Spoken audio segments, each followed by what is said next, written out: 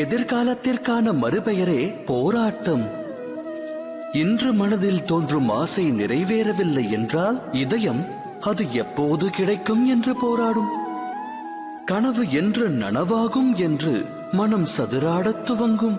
எனினும் வாழ்வானது எதிர்காலத்திற்கும் உரியதல்ல, இறந்த காலத்திற்கும் சொந்தமல்ல. வாழ்வென்பது வாழும் நேரத்திற்கே சொந்தம்.